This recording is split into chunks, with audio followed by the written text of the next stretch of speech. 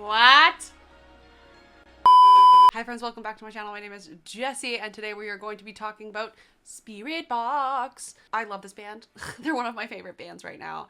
They have been since 2018. It was really funny actually, the first time I ever heard them I was like, I don't know about this. My friend Sterling, who is also a reaction channel, showed them to me and at first I was like, I don't know. And then they just grew on me like a weed and never let go. So yeah, that's what we're gonna be doing today. We're probably gonna talk about just the song in general, as well as talk about Spiritbox as a band and just how they market themselves and how they are getting the recognition that frankly I think they deserve, which I know some people are going to highly disagree with me on that, but I hope you enjoy this video and let's get right into the reaction. Hello? Dost thou hear me? And is it in both ears? That's what happened last time. I'm drinking a Slurpee, so. Is it pissing rain outside? Yes. Does that stop me from drinking a Slurpee? No. And neither should you. Get a Slurpee. Upgrade your life. One thing I did read was that apparently Courtney wrote a blurb on their Instagram about how she was afraid to release this song. I'm not sure why, but I'm interested to see. But she spoke about how she was afraid to release this. I'm assuming it's because it's not like most of the other songs that they have on the album, and I'm just interested to see what she means by that. And though I am like a huge fan of Spiritbox, obviously I like some songs more than others. Rule of Nines and Beauty of Suffering are probably my two top songs that they've ever written, and I still love those songs the most out of anything they've released. Holy Roller is a banger. Constance makes me feel things.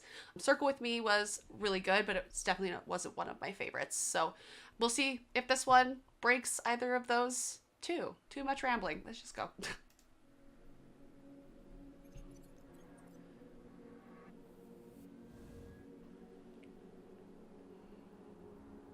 Oh, wow.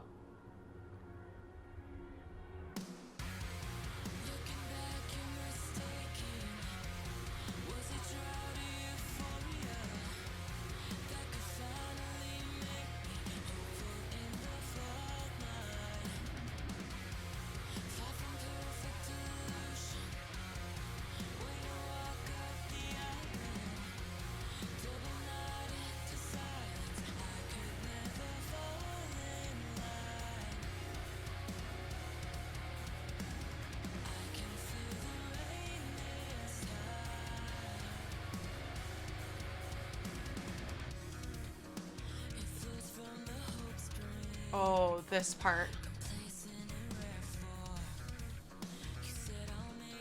This part, the guitars in the back, the guitar in the back really reminded me of songs from the Mara Effect, bringing it way back to then, because I haven't really heard that type of guitar in their newer releases, like even since Rule of Nines and like that era of Spiritbox has come out. That guitar really brings me back to the Mara Effect, Everything is Eventual, that kind of era. So that's really exciting. Okay, continue.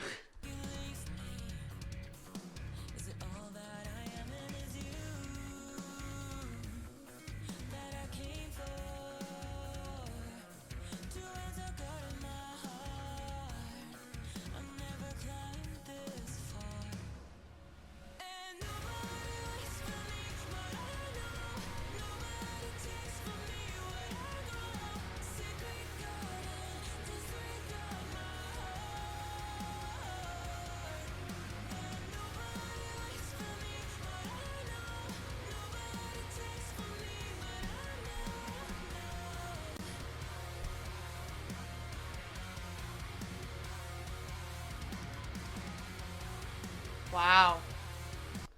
Wow.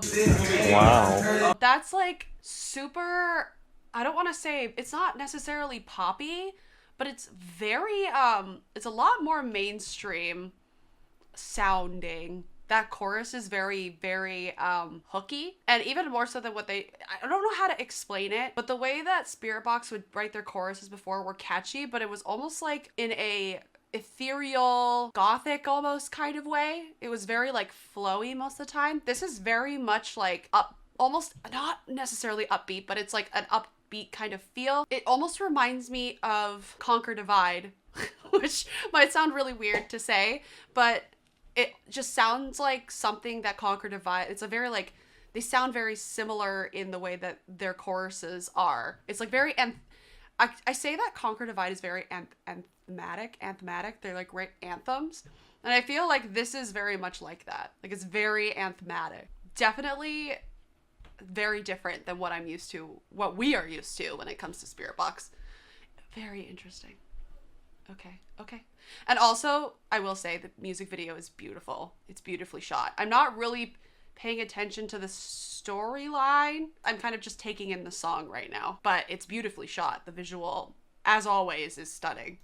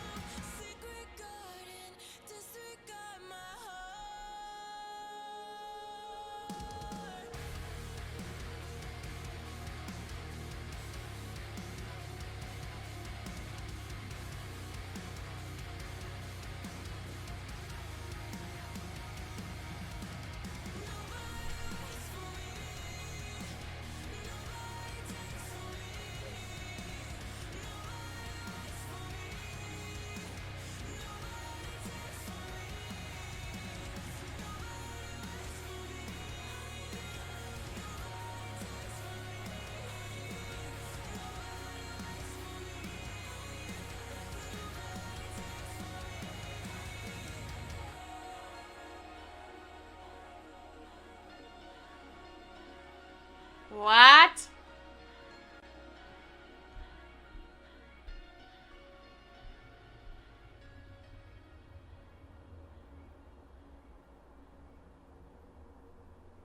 Huh. Wow. The end of that. What is even happening? That song, there's no screaming in it, which I'm sure some people probably, I feel like people are probably not confused and confused at the same time, because like Constance, there wasn't really any screaming except for the end and like the atmospheric, you know, like it was in the background, but it was still there. This doesn't seem to have any of it, even in that like really heavy like like there's no screaming. So I think a lot of people are gonna be like, pardon, excuse. Definitely catchy. I have a feeling that this is one of those songs that's gonna need to grow on me. It's very catchy, but I don't think that it's really replaced any of my favorites. Again, a banger. And the thing, again, this is kind of something I'm gonna go into when it comes to hold please. It was at that moment Jessie knew she fucked up. Oh god. Reactor nearly dies on stream, not clickbait. I'm not crying because of the music video. Oh, maybe I can make this my thumbnail. Like, it's so emotional. People will click it. I don't think it's gonna replace any of my like favorite songs. Oh my god, I haven't choked on a drink like that in years. The one thing I really, really appreciate about Spiritbox is that they're not afraid to do things like this. I kind of spoke about this in my Baba Yaga reaction that I just did, about how Slaughter to Prevail is really starting to, they're just kind of do things that make them happy. And I feel like Spiritbox is doing the same thing, which I think is really necessary in metal, because sometimes it just gets really, repetitive. Wouldn't you say? It gets really repetitive, and it gets really it just gets really formulaic and boring. And I appreciate the fact that Spiritbox really pushes themselves outside of like what they think conventionally metal is and make it their own sound, their own music, their own aesthetics. The way that they market themselves is extremely impressive. That's another thing I kind of wanted to touch on, is like the way that Spiritbox markets themselves in a way that makes you feel really connected to them is rare when it comes to metal. It's refreshing to see a band so willing to like interact with their audience, so willing to like, they have their Patreon, which they're very involved in. It's just really nice to see that they're really utilizing the internet. Like, they are an internet band. They did a tour. They were supposed to tour last year and they had to come home early because of the pandemic. But aside from that, they'd only played 1 or 2 shows as a band. So the fact that they were able to gain the notoriety and the traction that they have without live shows is huge. And the way that they just market themselves aesthetically with their art and their color coding. The other thing is like they released their EP and then they released single after single after single after single, which I think a lot of people didn't appreciate or found to be like authentic or smart, which I think is actually extremely smart, because they were continuously releasing pieces and people were getting excited and they would make us wait for the next one. And every time that they did, they accompanied it with this visual aspect that I don't think a lot of bands really put thought into. Like, you can really tell that Spiritbox puts a lot of thought into all of their aesthetics and a lot of the visuals that go along with their songs, which is really admirable and takes a lot of work and a lot of creativity. And that's not to say that there aren't bands out there that put visuals into thought, like put thought into the visuals. For example, again, like Slaughter to Prevail, their first single was just a live shooting of them performing, which isn't a bad thing. It was highly entertaining and it was very well shot, but it's not something that they had to think outside of the box for. Now Baba Yaga, that was hilarious and did have a great visual that went along with it, and a thought out one. But Spiritbox, like, again and again and again, always bring out these visual aspects to their singles and to their songs that we can't help but want to watch. So that's something that I really appreciate about them too, is the fact that it's not just about the music, they want to make it a whole experience. Good song. Another banger, to be honest. Does it replace any of the songs that I really enjoyed? No. Is it good? Yes. Will I listen to it on repeat for a while after this? Probably. But again, it's not songs that I go back to being like, oh man, like the end of The Beauty of Suffering will always be a masterpiece to me. Just so beautiful and amazing. And then the Rule of Nines, I just really love the chorus, and I don't know, that song just does something to me. I look forward to the new album. I'm excited. The only thing that is kind of like for me is that there's how many tracks? 12 tracks, and we've heard 4 of them.